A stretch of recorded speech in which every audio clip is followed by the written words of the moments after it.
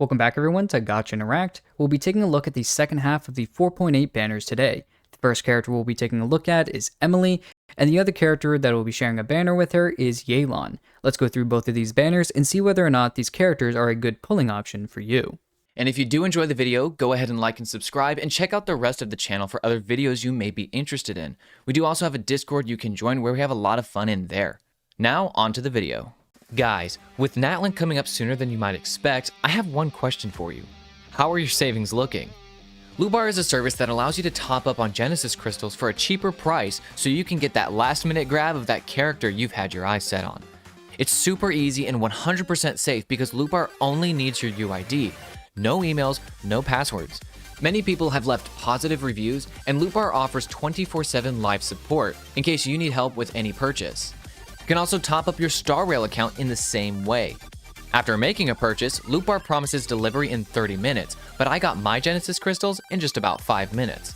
They have also proven themselves trustworthy through other creators like Dukaja, Jello Impact, Supera Tom, Mujin, and Tevat Times. So what are you waiting for? Use the link we have put in the description to top up today, and also thanks to Lubar for sponsoring the video. Now, back to the content. Like normal, since we already have a pre-release talking about Emilie, we'll kind of just skip over talking about her and looking at her kit. If you guys do want to know a little bit more about her, please go ahead and do check out the Emilie pre-release video. Now looking a little bit further, let's go ahead and talk about Yelan. Now we've kind of realized through time that you guys can just easily go ahead and just look at all the skills and everything in the character guide, as well as just straight up pull up the character guide in the game and kind of just look it up there or online for the characters that are already released. So at least for the sake of saving time, let's go ahead and just basically talk about the basics of each character. That's probably what we'll be doing in the future if the character has already been out. So talking about Yelan, basically with her skill, it's called Lingering Lifeline. You're just basically going to be doing a rapid movement that is just going to allow you to kind of go semi-invisible while you can still be kind of detected by enemies. But at this point in time, you have like a rope that you're going to be able to like lasso a bunch of enemies and connect them. The more enemies you connect, the more energy you can get. Really cool, does some good damage, and it's mainly used for more energy. The more enemies that you lasso as well, you're going to be able to constantly, get more energy for that as well. So it's a good, especially very useful skill, especially a lot of people like to use it for a lot of exploration. In Rift, what can you tell us about her burst? Looking at Yelan's burst, this is actually the biggest part of her kit. While her skill is very nice for a nice touch of damage and also good for energy and particles, the biggest thing about Yelan, and you'll hear this from many people, is her amazing off-field Hydro application, and that's seen in her burst. Basically, in a nutshell, her burst works very much like Xingqiu we see in a 4-star, so it's basically just a 5-star version of Xingqiu, except that the damage is actually a lot better, and part of that is because Yelan is a damage character based on her HP, so it really does help, and it makes her really synergistic with a lot of characters and other teams that really like to work with HP scaling. Another cool part about the burst, and it's actually in one of her passive talents, and this is another reason why Yelan is actually so universally good for just a lot of different teams out there, and that's her second passive talent. In a nutshell, this passive talent just states that your active character is going to deal more damage, and with each second that goes by, this damage increase is going to stack up higher with 3.5% more damage every second, going all the way up to 50% more damage. That's a very big increase to your on-fielder's damage. And so that's just another reason that Yelan is really good as a standalone character. Now that we've already talked about both of the characters, let's go ahead and look at the different weapons on the weapon banner. Now, first and foremost, talking about Lumidouce Elegy, which is going to be Emilie's specific weapon. This is a crit rate main stat weapon that at level 90 is going to give you 608 base attack and 33.1% crit rate. Now, if you guys don't already know what basically Emilie is doing, it's a lot of burn reactions to basically make sure that she's doing more personal damage. Usually most of that's coming from off field. Now here, having the attack is going to be nice because that's what she stacks off of.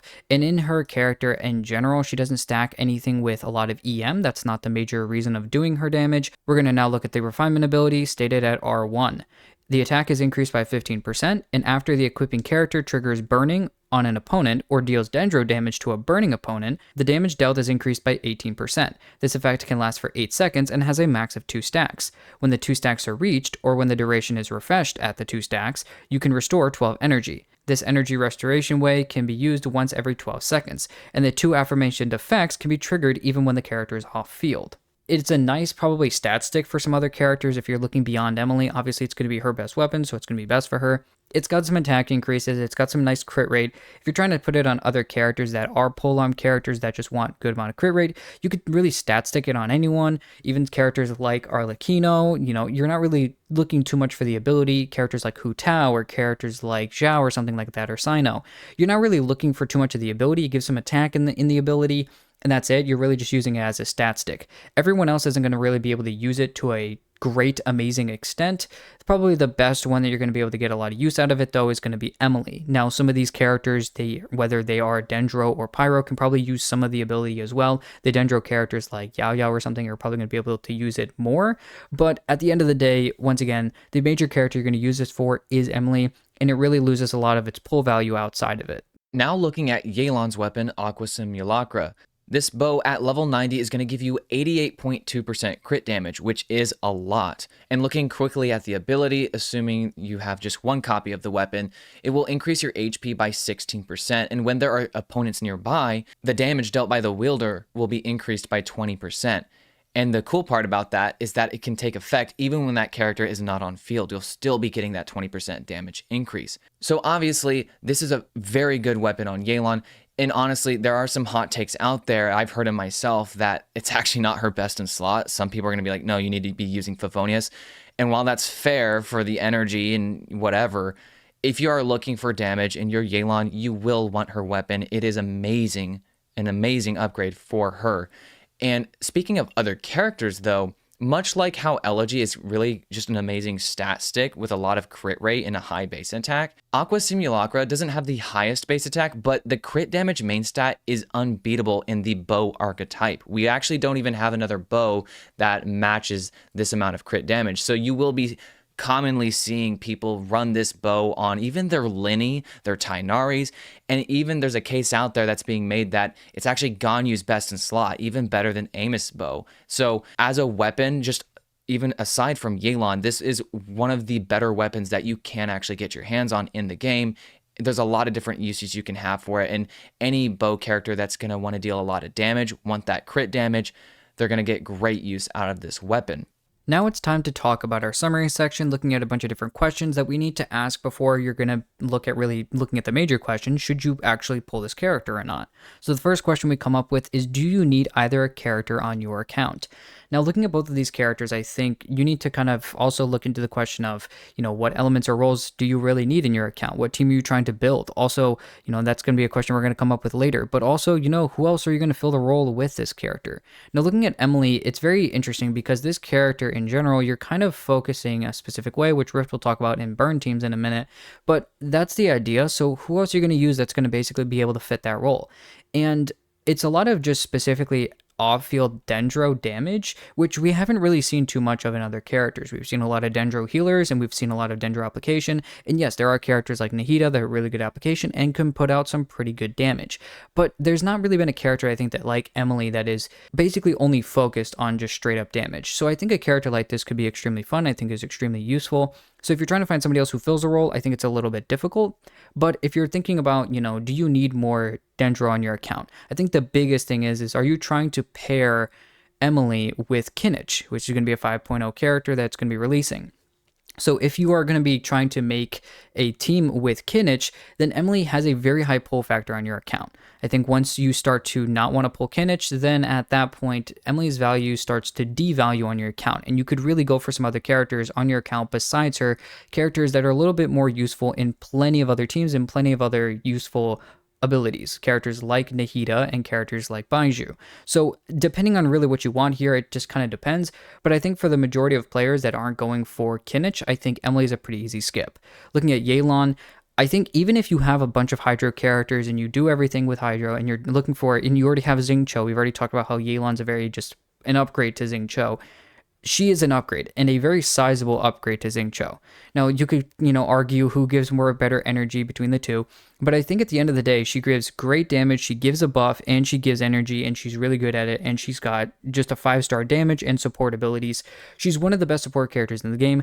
I think no matter what, she has very high pull value on your account, no matter what your account looks like. I think if you don't have a damage character, go for your DPS first, obviously, but she's a very, very good support character that if you get her, at any stage of the game, it's not a problem. Looking at our next question, this is where we ask what kinds of teams are you trying to build and really focus into on your account. And looking firstly at Emilie, we do understand, looking at all these things leading up into her, she's obviously really dedicated to the burning niche. But at the same time, and like Vixen actually pointed out, a lot of her damage and her scalings and whatnot actually seem very good. And so what this makes me kind of think about is Chiori. And I know you're probably thinking, Rift, where are you going with this? But the point I'm trying to make here is we expected more support-like qualities in Chiori, and we actually ended up with more of a selfish character. Her burst doesn't really do anything supportive. Her skill is all about off-field, just damage. And she has a few things in the passives. But the point is, she's just more selfish than probably what we were looking for, right?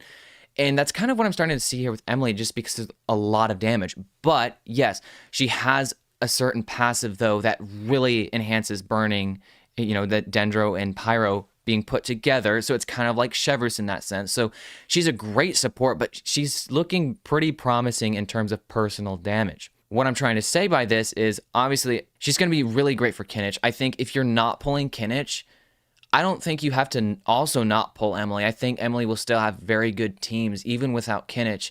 But of course, Kinich is going to be the best character to place with Emilie in a burning team. And obviously, when we look at Kinich, one of his best teammates is naturally Emilie for the same reason. There's just a lot of synergy between the two. But like I said, does that mean you have to pull Kinich later on?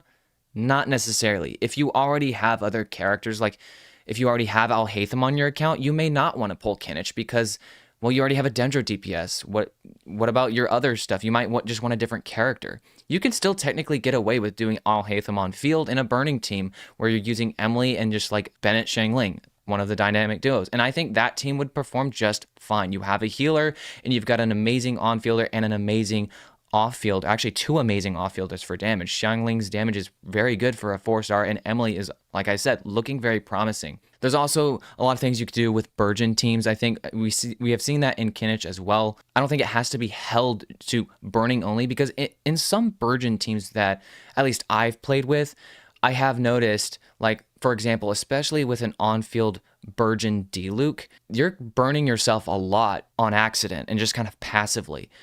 So that's one instance where I've noticed burning is going to be very good for this team if you're doing something like that, because it's just happening no matter what. And maybe, who knows, Nahida is contributing to that just because of Nahida's Dendro aura and the amount of applications she provides by herself. So that's another thing, actually. You could use Nahida with Emilie.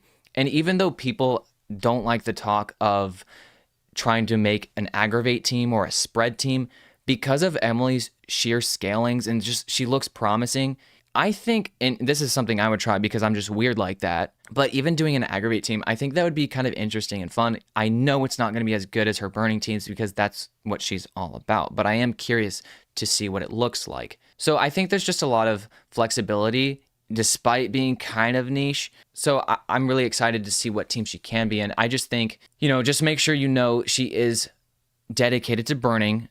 And so you need to know that if you're going to, have your eyes set on her and not, be disappointed if she's not great in these other teams that you were expecting that just aren't for burning. So that's just something to keep in mind. I think at the end of the day, one of her best teams, it will involve Kinich. Now, when you look at Yelan, obviously we've already touched a little bit on this in the video, but as a very supportive unit with also good damage as a nice cherry on top, she actually has very good flexibility for all kinds of different teams you're doing. She can even just be placed in a mono hydro because her sheer damage is enough to actually just be used that way, especially with one of the more recent characters, Sejuin. But when looking at some more traditional teams, Alhaitham Hyperbloom has been a staple ever since his release, purely because, well, we have Yelan. She had existed before Alhaitham, and Kuki also got a massive buff just with the introduction of Dendro to be used as actual playable characters. So that team quickly rose to the top in terms of what was meta, and still is honestly one of the best teams in the game. It's definitely in the top 5 for me. Even if you don't have Alhaitham, there's other Dendro characters you can use in a Hyperbloom team. It's just at the point that you can use Yelan in the Hyperbloom team, and it's going to add a lot of nice extra damage, and she can be that Hydro application that you need in a team like that. Maybe you want to use Xingqiu on a different team somewhere. Xingqiu is also a good option here, but Yelan definitely fills that role. Now, looking into some other teams that she is specifically maybe shines more for her sake in, is probably a Vaporized team. One of the best being the Arlecchino Vaporized team. Yelan is undoubtedly the best support in that team. And while some people might argue Farina there are reasons why Yelan, in my opinion, and even Vixen's opinion, that I think, we would think that she is better. And yes, it's because of her application. You really want that for Arlecchino. But also, once again, Yelan's damage is very close to Farina's damage if you want to go back to that. And her buff is also very good. It may not be as good as Farina's buff, but at least in this scenario, you don't have to worry about the draining of the HP and then having to reheal it. You can just use your Bennett, your Yelan, and then another flex character with your Arlecchino, and that team is absolutely insane. If you don't have Arlecchino, any other Pyro Vaporized DPS, if you have Yoimiya, Hu Tao, maybe you're doing a Yanfei build for fun, Diluc's traditional build, there's a lot of different things you can do for that, and Yelan is great for every single one of those characters because of her application. She does fill that role, and then also her damage is just very present. It's always an upgrade pretty much to Xingqiu every single day of the week because the damage ceiling of the entire team goes up by such a big amount. There are also a lot of other teams out there just because of Yelan's versatility.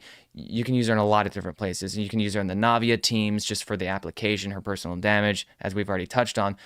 The point is, when it comes to team building with Yelan, like Vixen also stated, you really can't go wrong at any point in time playing this game, pulling for Yelan. She's just a really valuable character. Now, the last question we're going to look at here is looking at, do you need the weapons? I think looking at these weapons is pretty quick to go over, actually, because once again, as I've already talked about with Lumidouce Elegy, both of these weapons, to be honest with you, both Aqua Simulacra and Lumidouce Elegy, we've already talked about how they're going to be really stat sticks for other characters. You can throw them on some other characters, but once again, they're going to just be stat sticks for damage characters, for characters who are just going to want maybe an extra boost, even if they're not specifically meant for doing a bunch of damage. Even if they're support characters, they can still kind of use this for damage. So things like Lumidouce Elegy are probably going to be put on DPS characters. Aqua Simulacra has been, known to be thrown on a lot of characters that even aren't supposed to be damaged characters, like full-blown DPS characters, but have done so anyways. So it just allows for a higher ceiling, and I think Lumidouce Elegy is just mainly for that stat stick of more consistency with the crit rate. So I think both these weapons are good, but I think outside of their respective, characters, I think the value just heavily drops. As much as this is an okay banner to really go on, especially if you have Emilie and Yelan, you can't really lose, obviously, if you're going for one of them and you can pick up an Aqua Simulacra or an Lumidouce Elegy. But honestly, I don't really see a lot of pull value in both of these weapons. Yes, Aqua Simulacra is going to be very, very good for your Yelan, and yeah, you can throw it on characters even just for a really high stat stick, or characters that just want, once again, another high stat stick. Even characters like Fischl, who are technically off-field characters, they aren't supposed to be the main damage dealer, but can put out a lot of damage because of such a high stat stick weapon. So yes, it could be extremely helpful for you to just do some fun things, but I really don't feel like losing a lot of wishes to this specific weapon is really worth it to do so. And I think the same thing of Lumidouce Elegy, even more of in a worse sense, because it's a stat stick, and at that point, I'd rather just throw this specific weapon on a character who already has their weapon. But if you get one of these by accident, there are other things that you can use and go for, like if you were going for Aqua Simulacra, and you get Lumidouce Elegy, there are plenty of DPS characters that could use this that don't have their 5-star weapon. And the same thing with Aqua Simulacra. If you're going for Lumidouce Elegy and accidentally get Aqua Simulacra, there are plenty of characters that are bow characters that can use Aqua Simulacra to a pretty far extent. Now looking at the next section of the video, this is where we're going to weigh some dangers between free-to-play perspectives and going all the way to those whale perspectives, and really deciding if you get the characters, is it worth it to actually go into Constellations? So when looking at the C0 of the character, are they worth it, or do these characters actually need their C1s? Or in other words, are they dependent on them? Like some characters in the game may be argued to be dependent on their C1. When we look at Emilie's C1 though, it's basically just going to increase the damage dealt by her skill and her passive talent Clear Dew Cologne, which is just basically the big hit in her passive talent. It's increasing those damage by 20%. Additionally, when your nearby party members are going to trigger the burning reaction on opponents or just deal dendro damage to those burning opponents, they'll generate an additional scent. This effect will be triggered once every 2.9 seconds. So it's really just a very solid constellation. You're getting some straight damage increases as well as generating more scents, which is good for, how Emilie's kit works, and, she'll be able to deal more damage through that as well. So it's a very solid constellation. And the C2 is also just very solid because basically when you deal damage through your skill, your burst, that first passive talent, you're going to be decreasing the dendro resistance on those opponents by 30% for 10 seconds. It's basically like having another copy of the Deepwood Memories set, but it's part of her constellation, and it would stack with that. So that makes me think of some pretty nutty teams you could do with Emilie, and even maybe outside of burning teams, maybe you could use her for this reason for some other teams that maybe you're trying to increase Alhaitham's damage or Tighnari's damage. I think there's a lot of, fun things you could try out with that. And one of the biggest things I think for this constellation, the C2, I think it would be very fun to try out a Nilou Bloom team with Emilie C2, just because you're decreasing dendro resistance. You're not burning at all in that team, but just the fact that if Emilie's hitting something, she's decreasing their dendro resistance by 30%. That's going to be a pretty insane buff to those bloom numbers. Not to mention, if you have those other characters on Deepwood, that's stacking, like I mentioned before. So that's something that's, that came to my mind, and that seems very interesting, and I'd want to see what that actually looks like. Now let's take a look at Yelan's constellations and her beginning ones, looking between the C1 and the C2. The C1 states that the lingering lifeline or your skill will gain an additional charge.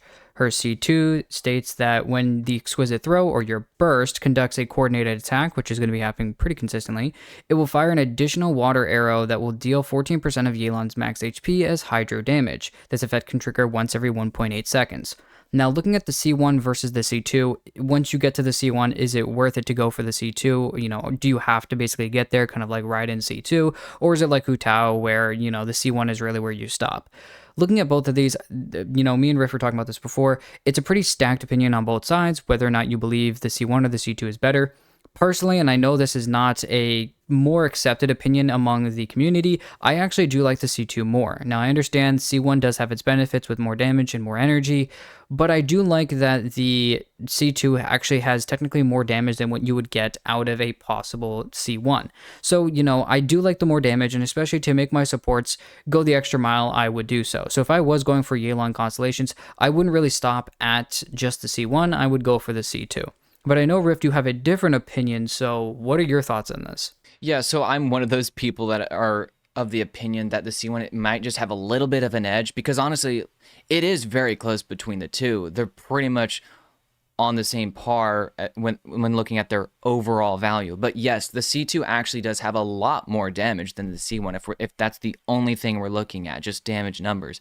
Part of the C1's value is not only is it more damage because you're getting that additional charge, but it's also a lot more energy. And I know, especially for some free-to-play builds on Yelan, that extra energy feels really good and also allows you to focus more on some damage stats like the crit rate, crit damage, and even just more HP. So it's a very comfortable constellation, and I think that's why it gets a lot of love, maybe even over the C2, just from the community. But if you're looking for damage out of your Yelan, and especially if you have her weapon, which, by the way, I would recommend getting her weapon before even her C1, because that's just my opinion. I think it's a lot more return on investment. But the C1, once again, is comfortable. Even for some exploration, having a second charge is quite nice. But if you're looking for damage, the C2 is actually better. And that's what I'd go for if that's what you're looking for. But you can sit very comfortably at C0, and Yelan is going to really take your account to the next level. We hope that this video could help you decide on whether these characters or weapons coming up on these next banners are for you. As always, if you have any suggestions that may help other players, go ahead and let us know in the comments. Make sure to like, subscribe, and check out our Discord as well. Thank you again for watching the video, and we'll see you guys in the next one.